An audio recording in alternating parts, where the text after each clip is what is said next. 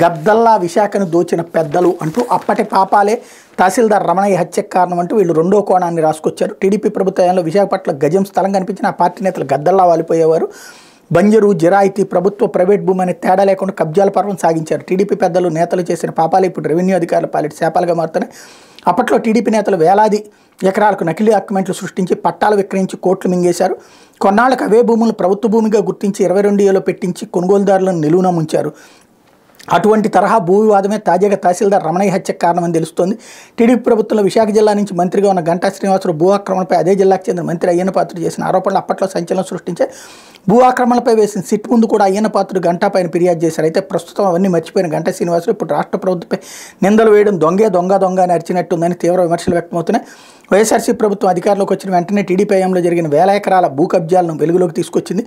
గంటా అనుచరుల నుంచి గీతం యూనివర్సిటీ ఆక్రమించిన భూముల వద్దకు అన్నింటినీ వారి చెర నుంచి రక్షించింది. కబ్జా చేసిన స్థలాన్ని తమ అనుచరగణానికి కట్టబెట్టేందుకు టీడీపీ ప్రభుత్వం 388 జీవో తీసుకొచ్చింది. ఈ జీవో ద్వారా అప్పటి మంత్రి ఒక మహిళా నేత ప్రభుత్వ భూములకు పట్టాలు ఇప్పిస్తామని భారీగా దండుకున్నారు. అధికారులపై ఒత్తిడి తెచ్చి తమకు కావాల్సిన వారికి పట్టాలు ఇప్పించేశారు. ఇదే తరహాలో మధురవాడ రెవెన్యూ గ్రామ సర్వే నెంబర్ 380లో సుమారు 2 ఎకరాల స్థలానికి అప్పటి మంత్రే పట్టాలు ఇప్పించారు. వాస్తవానికి ప్రభుత్వ భూమిని ఆక్రమించుకుని స్థిర నివాసం ఏర్పరచుకున్న పేదలకు మాత్రం పట్టాలు ఇవ్వాల్సి ఉంది. కానీ సర్వే నెంబర్ 380లో 2 ఎకరాల్లో 101 ప్లాట్లతో భారీ అపార్ట్మెంట్ నిర్మాణం జరిగింది. ఒక్కో ప్లాట్కు ఒక్కో క్రమబద్ధీకరణ పట్టా ఇచ్చేశారు. తర్వాత ఆ స్థలంలో కొంత భాగాన్ని ప్రభుత్వ భూమిగా గుర్తించి 2018లో టీడీపీ ప్రభుత్వం 22ఏలో పెట్టింది. అప్పటి నుంచి ఆ వివాదం నలుగుతుంది. అప్పటి నుంచి ఆ ప్లాట్లను క్రమబద్ధీకరించుకోవడంతో పాటు అమ్ముకోవడానికి వీలు కల్పించాలని కొనుగోలుదారు అధికారుల చుట్టూ ప్రదక్షిణలు చేస్తూనే ఉన్నారు. ఇంతలో వైఎస్ఆర్సీ ప్రభుత్వం టీడీపీ ప్రభుత్వం తెచ్చిన 388 జీవో ప్రకారం ఇచ్చిన క్రమబద్ధీకరణ పట్టాలను విక్రయించే హక్కు కల్పించడానికి కన్వేయన్స్ డీడ్ ఇచ్చేందుకు మార్గదర్శకాలు జారీ చేసింది. దీని ప్రకారం అపార్ట్మెంట్లో 93 మంది వరకు కన్వేయన్స్ డీడ్స్ మంజూరయ్యాయి. మిగిలిన 8 ప్లాట్లకు సంబంధించి కన్వేయన్స్ డీడ్ చేయిస్తానని ఎన్ఆర్ఐలతో మురారి సుబ్రహ్మణ్యం గంగారావు డీల్ కుదుర్చుకున్నాడు. ఇందుకోసం వారి నుంచి లక్షల అడ్వాన్స్గా తీసుకున్నట్టు తెలుస్తుంది.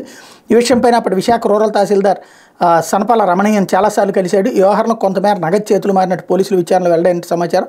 అయితే తహసీల్దార్ పని చేయకపోవడం, ఆయన తాజాగా విజయనగరం జిల్లాకు బదిలీ అవడంతో గంగారావు కక్ష పెంచుకున్నట్టు తెలుస్తుంది.